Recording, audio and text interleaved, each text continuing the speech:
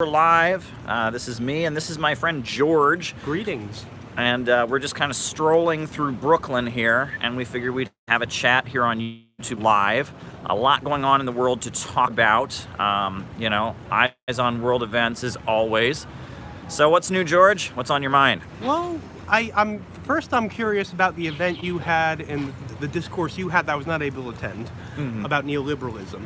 Yeah. Because you seem to have a philosophic outlook that's different than most of the more prominent people on the left. Sure. I first want to hear about that. Well, the event, I think it went pretty well. I mean, video's going to be up pretty soon, but it was a well-attended class. Shout out to Ronnie Miller. He just joined us, by the way. It was a well-attended class, and what I thought was neat was that there was a lot of discussion going on. There was, a libertarian in the audience. That was somebody who actually believes in the ideals of neoliberalism and Milton Friedman. But there was also, there were a lot of kind of mainstream leftists. A couple members of Democratic Socialists of America were there, as well as some of the Students and Youth for a New America folks. It was quite a diversely attended class. Video will be up soon. I thought it went particularly well. I came at the neoliberalism question a little bit different than most people who talk about it do. I don't want to give away too much, but I thought it went well overall. But, it just drives you up the wall. For example, Honduras, right? So we know that there's this immigrant caravan coming from Honduras, right? Yes. So in 2009, Honduras had a socialist president, Manuel Zelaya. The socialist president of Honduras was toppled, and they've had a free market government ever since then, right? It's been, a pro-Wall Street free market regime. So why is Honduras so impoverished? We're talking about like one of the highest murder rates in the entire world. The country has just been in a downward spiral of drugs, poverty, crime. I mean, it's really, really kind of one of the poorest countries at this point in Central America. If the libertarian argument was correct, they should have been poor when the socialist president was there, and now they should be rocking in the free world with free markets and everyone opening their own business and being happy.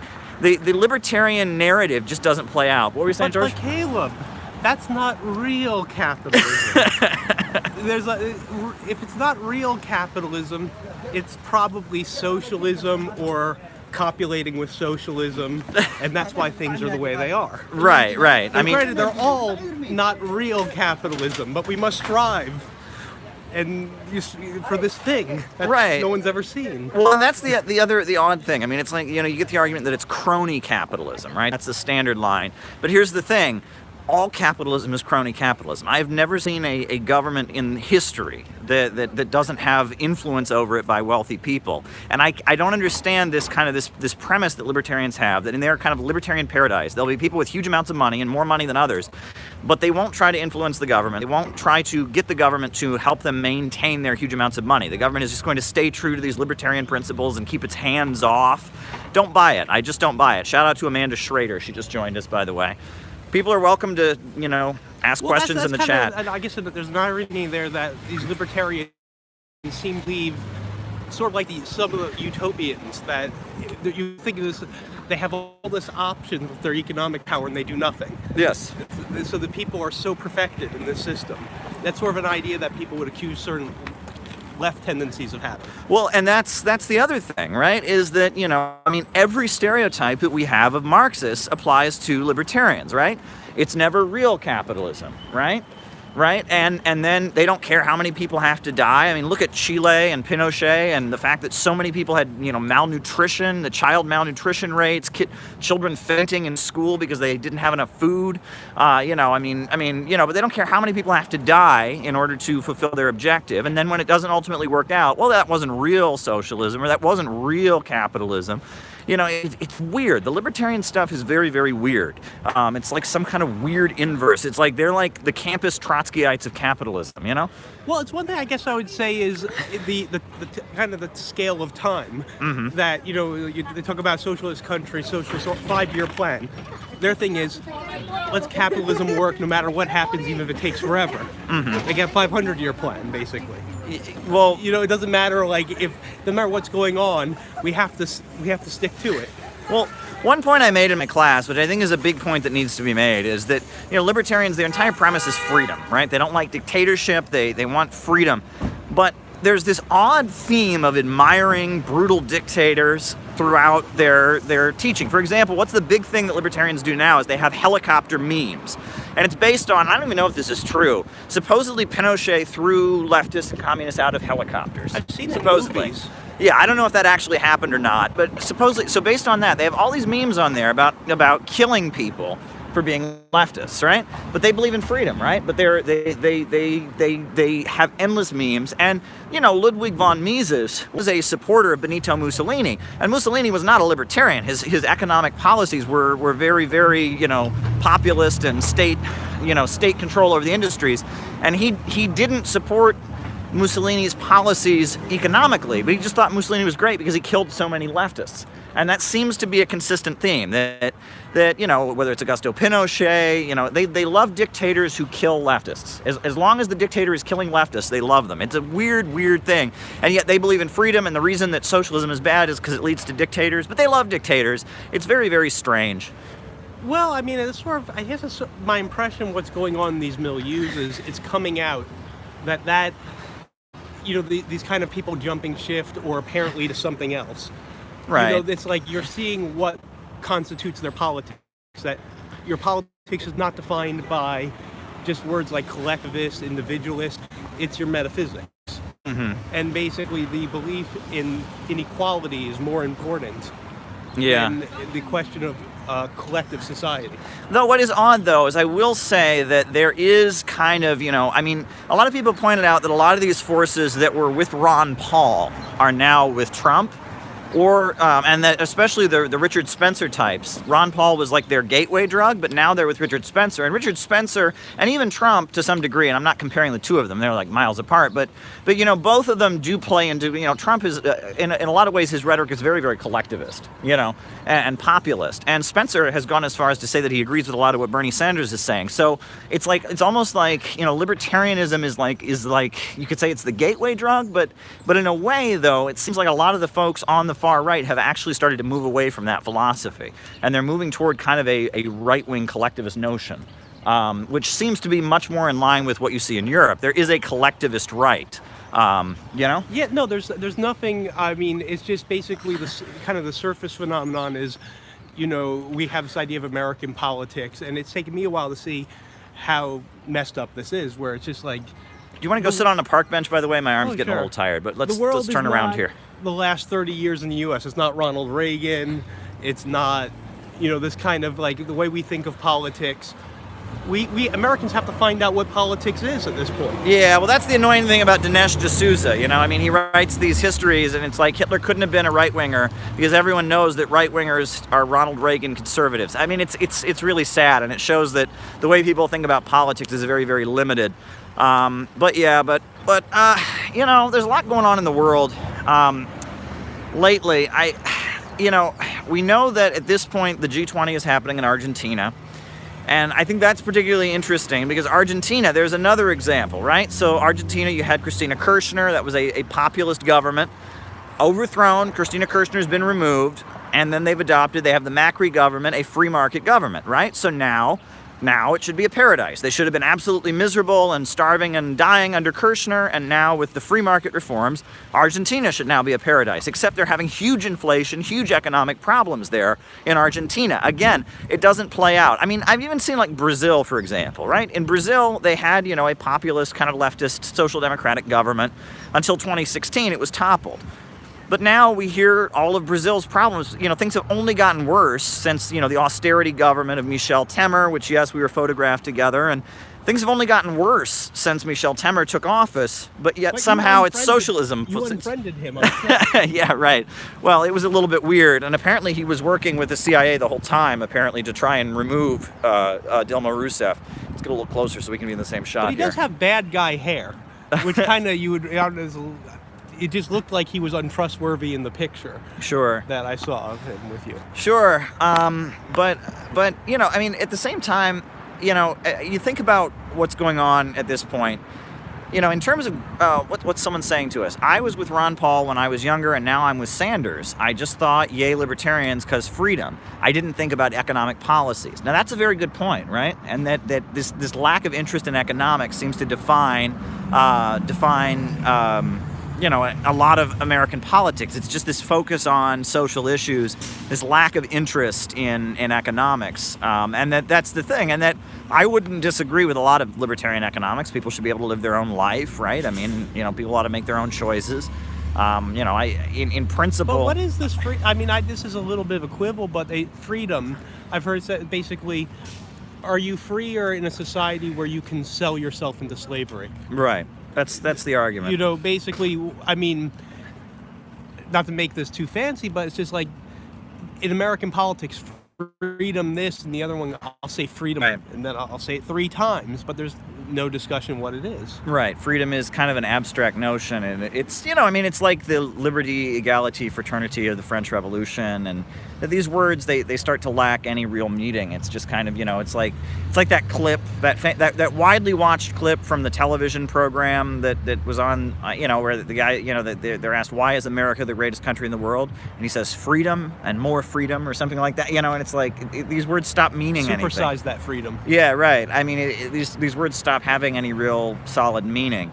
And I think a lot of people are realizing that in terms of police state and authoritarianism, the USA is far more authoritarian than it was maybe 5 or 6 decades ago, 3 or 4 decades ago, that a lot of the, day-to-day life authoritarianism has drastically increased. And, that's one thing I noticed when I was in Russia, when I was in Iran, is that in terms of day-to-day life, there's much less of a police state. In countries that are described as authoritarian, like when I was in Iran, people were riding motorcycles on sidewalks all the time. And I remember I said to my guide, I said, it's interesting, in the USA that's like illegal to ride a motorcycle. And they said, yeah, it's illegal here, but no one cares. And there's a lot of, kind of more freedom in day-to-day life in countries that are deemed to be authoritarian. And I think that's interesting, right? There may not be the level of freedom of speech, freedom of assembly, but yet in terms of, here in the USA, a kid draws a picture of a gun in school, right? He draws a picture of a gun in school, and that's a threat, and he's taken out of school and locked up for, a terrorist threat, right? Whereas, in a lot of the countries that are less free in terms of freedom of assembly, and maybe their political system doesn't have the same level of freedom, they think that's absurd. They think, okay, he's a kid, he's a little boy, draws a picture of a gun, who cares, right? Well, I think we're going to find out what freedom means in America, that basically we lived in the past with a certain level of real economic growth. Mm-hmm. And that, I think, greased the wheels. More than that, I think we're going to find out, basically, how deep the commitment was, which we'll find out is not very deep. Right. Well, I mean, the notion that, in schools now, kids get arrested for fistfights. I mean, I got in a fistfight when I was in school. I remember there was some fist fighting, and I got suspended from school. Whatever, that happens, right? Nowadays, kids get into a fistfight. The police are called. They're making juvenile court appearances. We've got police walking up and down. It's very odd. We do have much more of a police state than we ever had, and that the police state we have in the USA, in terms of day-to-day malfeasance, is a lot stricter than in a lot of countries that we deem to be authoritarian, quote-unquote totalitarian. People tend to have more freedom in day-to-day life over little things. They just don't have the same level of civic freedom, I guess you could say, and that's interesting to me. And I feel like the libertarian bent might be a response to that. People talk about how you didn't used to have, if you wanted to drive a moped, for example, you didn't need a license. There's a lot of examples of, we have more of a police state in everyday life than we used to. It's like they have laws against not riding a bicycle with a helmet on, right? Libertarian folks like to talk about that. They're like, why is it the government's job to tell me I have to wear, a helmet when I'm riding a bicycle? And they have a point. I'm not going to disagree with them there. If you grow up in this society and you hear the rhetoric, you could understand the vantage point that they've been promised a certain idea of liberty. Yeah. And, I bring this. When I was a kid, you always heard Constitution. I could be wrong. Mm-hmm. But it seems like that discourse that still exists among libertarians, you don't really hear it in the mainstream media the way you used to. Mm-hmm. It's not really, not that many years ago, it was just how everyone talked who was an established authority figure. Right. And not anymore. Well, right, and I've noticed that seems to be the argument against anti-imperialist governments now. It used to be that the reason we had to invade, countries was because these leaders are dictators and they don't have freedom. But now it's starting to be that these leaders are homophobic, transphobic, and guilty of some kind of ism. You know what I'm saying? That they're, it's no longer that these leaders don't have freedom in their country. It's that they're homophobic, transphobic, they engage in genocide. One fact I did bring up in my class, and this is kind of shocking to me. So the International Criminal Court, which was established, right? Every single person indicted by the International Criminal Court, there have been 39 people indicted by them. Every single one of them is African. Did you know that? I've heard Every something single like that. one of them, right? It's worse than the show Cops in terms of just dragging someone to the ground if you look at their pigmentation. Every single person, and who is one of the main backers of the International Criminal Court, George Soros. He poured lots of money into making it happen. And Trump, has very famously said it has no jurisdiction in the United States, and that's one thing, is that the International Criminal Court, they don't particularly care for it, but, if you look at who they've indicted, right, they're all African leaders accused of genocide, right, and you've got, Saif Gaddafi, the son of Gaddafi, Muammar Gaddafi, every single person indicted by the International Criminal Court has been African, right? So how is that, with all this talk of, social justice and racism, how is there no condemnation of the International Criminal Court, right? I mean, do people really believe the only people guilty of committing international crimes are Africans, I think some Fox News viewers, a few do, Right. It's pretty absurd. But, there you go. Now, the other thing is that, that China's role in Africa, people look at that, and there's just this endless amount of criticism of it. This is a debt trap. This is a conspiracy. This is a scheme. But it's like there's this like forgotten, what is the history of colonialism there? What is the U.S. relationship with Africa? Who traps people in debt? I mean, Well, actually, that's the thing. From things I've read that I think is interesting, that they have a critique of China. Implicitly, they're taking on a certain amount of the left narrative about the European experience. And then simultaneously, at the same time, they deny it. Yeah. It's kind of a weird thing. Well, or it's like the USA used to be colonialist. Our past in incriminates Africa. them, but not us. Yeah. We, the West used to be colonial in Africa, but then that stopped after World War II or something. But it wasn't that bad, but they're going to do what we're doing, and that's the worst thing ever. Right. I mean, and it's like, I always bring up Nigeria. I think that's the greatest example. The fact that they're the top oil exporting country in Africa, and they have so much poverty there. I mean, in terms of life expectancy, in terms of illiteracy.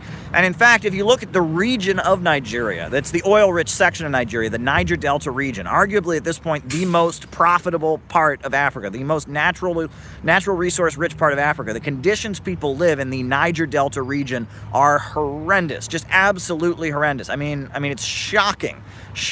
I mean, the conditions there. So, the whole Michael Parenti thing about, these countries are rich with natural resources, but the people there are poor, can't be more true when you look at Nigeria. And then if you compare Nigeria to Libya, right? We know Gaddafi, he was awful. Well, if you compare the living standards in Libya, where they had a socialist government that used to be the top oil exporting country in Africa until NATO bombed and destroyed it, it becomes pretty clear what the fruits of the free market are. Nigeria has been having Western countries investing in it for centuries, really. I mean, but especially, since the rise of the oil economy. If Western investment made countries rich, Nigeria should be a paradise. But Nigeria is deeply, deeply poor, huge rates of illiteracy. One thing that I've actually noticed, which I think is interesting, is that, there's over 1 million people in Nigeria that are Shia Muslims. I think it's up to 2 million. I did not know that. And, Nigeria is half Muslim, half Christian, but the Shia Muslim community, the Islamic movement of Nigeria, has faced some particularly harsh political repression.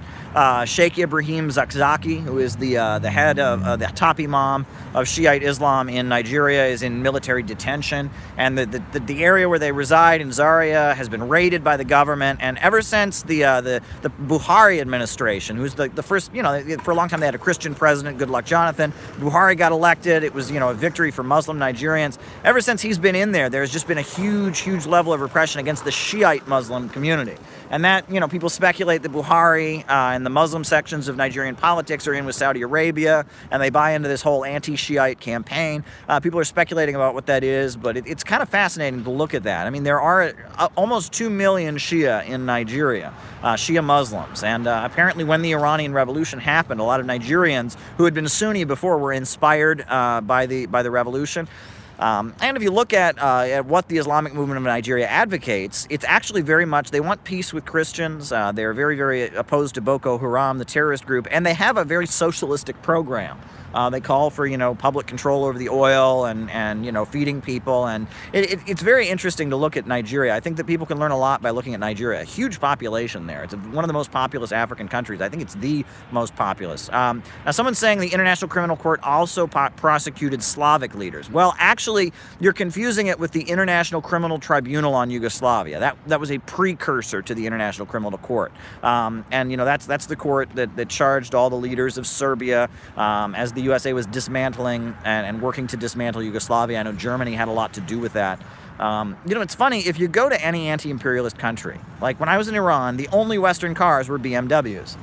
Right? And when I was in Brazil, when I was in Venezuela, I saw a lot of Tyson products. And that whenever for example, like when I was in Iran, the electrical outlets were the German outlets, with the two prongs there, that are not, it's very interesting. You almost feel like Germany, that seems to be the story of the 20th century, is that as Western countries are developing and becoming global superpowers economically, Germany was always playing catch up, In World War I, people point out it was like, Germany had its colonies, Britain and the United States had their colonies, and Germany was kind of, they felt like they weren't part of the club.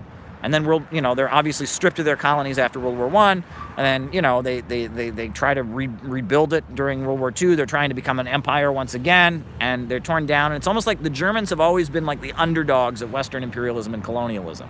They've never really been part of the club, and you almost wonder if that's part of and now with this talk of the West trying to force Germany to start importing natural gas from the United States and not from Russia. Right? You almost see this playing out again. At this point, there are still U.S. troops in Germany.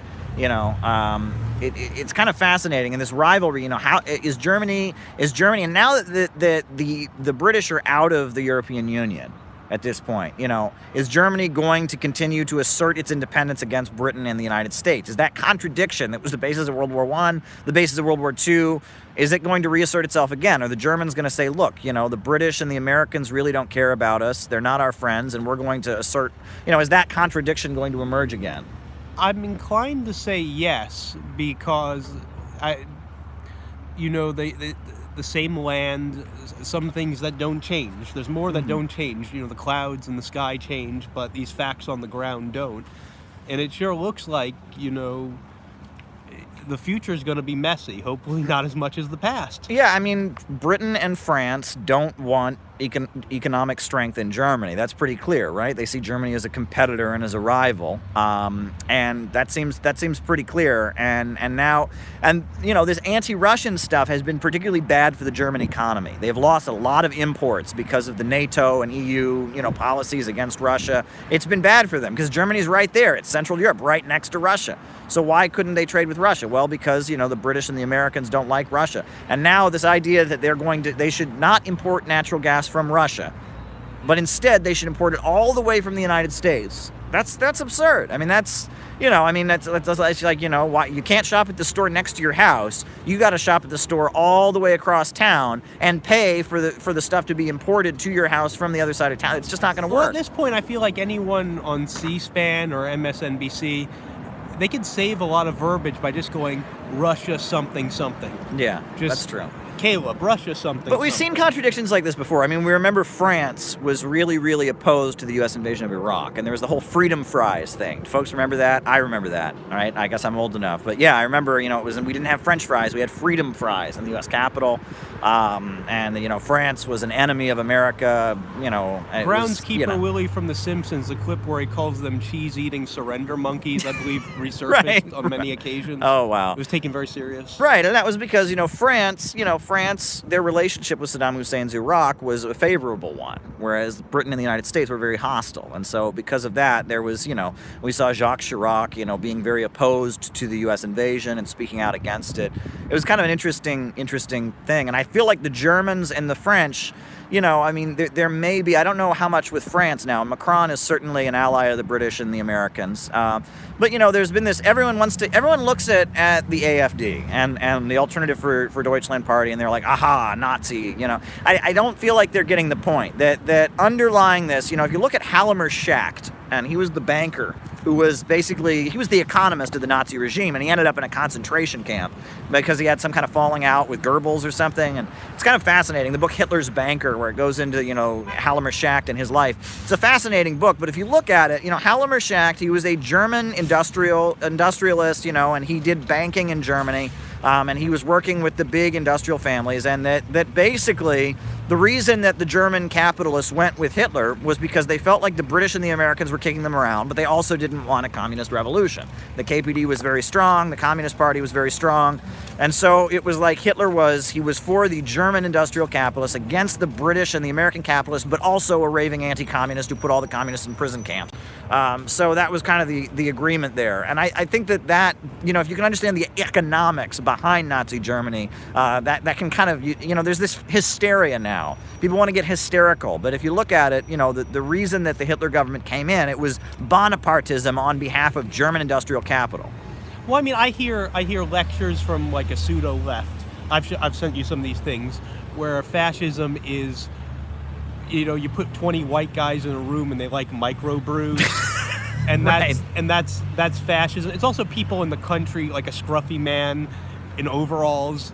And though he doesn't really fit in that room with these hipsters, but they're both the essence of fascism in America. And it's more important than what's happening in Yemen. We can send bombs to Saudi Arabia, we can kill children, that doesn't matter. Just some scruffy guy with a beard and microbrew hipster racist is what matters in America. Well, what I don't get is okay, so let's say that you're, people assert, well, if you're friends with Russia is somehow fascistic, so that means you're a fascist. Or if you like North Korea, well, North Korea is somehow fascistic. Ukraine?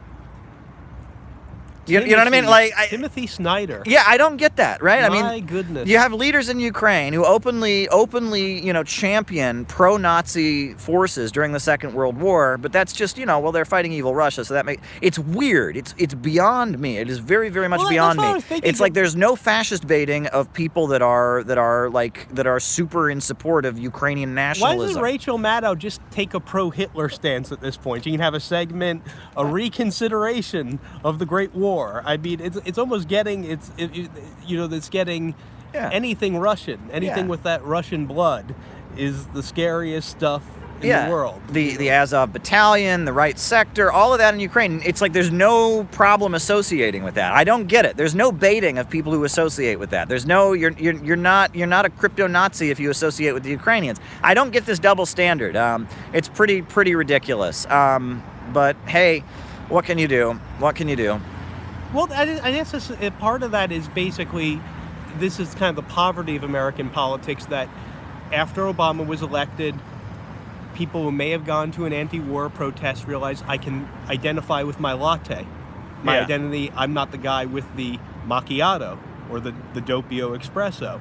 I'm a latte person, and Obama will handle everything. Yeah, and that stuff is far away. Maybe they're involved with something, but it has no resonance with my soul. Well, the other thing that I wanted to point out that I thought was interesting was, if you saw, there was a sketch on Saturday Night Live a couple weeks ago where they had a bunch of, supposed to be a bunch of white nationalists, and they're meeting, and they're talking about how they want to create a white ethno-state, and then they start saying it's kind of like Vermont. It's kind of like Vermont, and they keep going on about how Vermont is like all white, and they keep talking, and it's supposed to be a joke, but I watched that and I almost wondered if that was some kind of subtle dig at Bernie Sanders, and it was kind of trying to hint that Bernie Sanders is some kind of white separatist or something. It was very odd, and yes, that's true. Vermont is very, very white and very, very liberal, but what was their point? I didn't quite get it, and it was like, I guess they were making fun of Vermont for being so... It's a little dated, because I lived in Vermont for 6 months, and then I saw 3 black people in 6 months. I think it's a little more diverse now. Okay. That was sort of the thing that it was. Actually, it's kind of true. It's like all the hippies moved up there. One thing you notice about Woodstock is me. I remember that movie, but weren't they all white, or almost everyone was white? I don't know. Actually, I've never seen the Woodstock movie. I mean, like hippie stuff. There are things from Black Life that inform that aren't accredited. Yeah. But it seemed like it was a middle-class white thing. Am I wrong, or it seemed that way? Well, yeah, I mean, and it's interesting because, at Woodstock, the attendees of Woodstock were flown in on military helicopters, U.S. military helicopters.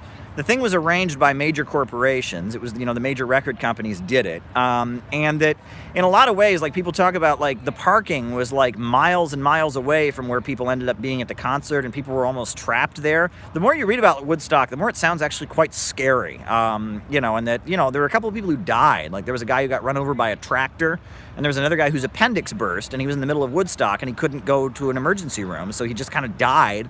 There were a couple deaths at Woodstock, and, it was pouring rain, and it's like the more you read about Woodstock, no porta-johns, no toilets, and then drugs, lots of drugs, huge amounts of drugs being given out to, you get thousands of people, you take them out in the middle of nowhere, you make it hard for them to leave, and you give them huge amounts of drugs, and it's very, very odd.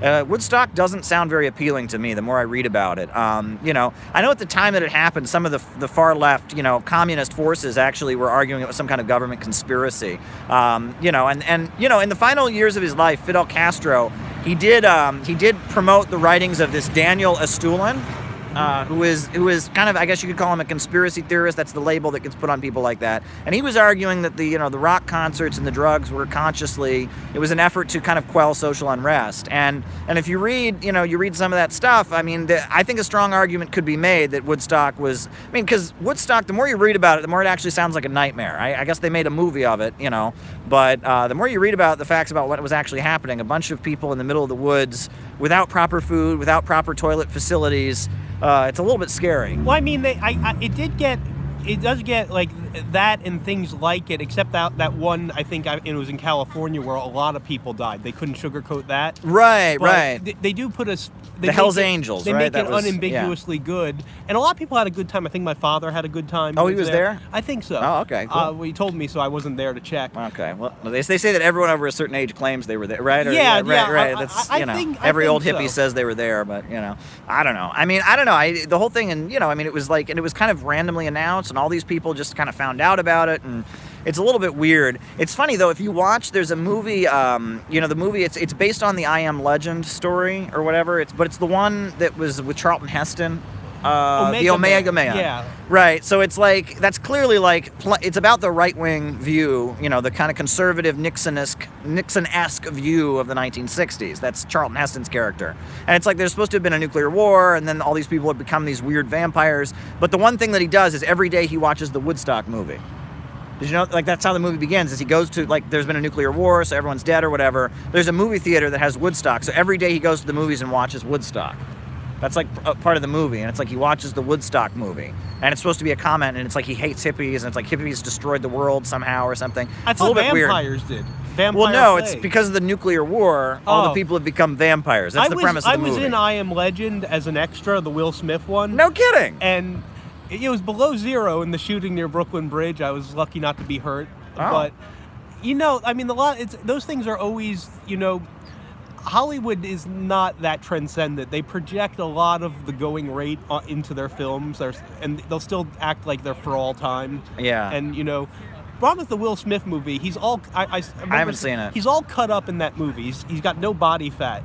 If you're trying to survive, he should be kind of chubby in that kind of serious, and I would think. Okay. Like, you ever see old statues of warriors? They're all kind of like, not sumo wrestlers, but they're kind of stocky guys. Okay. And that's just a quibble with me. They always make these people, if you're tough, like that movie, I think some fascists like that movie with the 300. Oh, okay. And they all got these six-pack abs. If you get cut and you have that, you're not going to survive. Huh. Gladiators got a gut because if they get cut, the fat's getting cut. Ooh, I see. Wow. Yeah. I did not know that. Wow.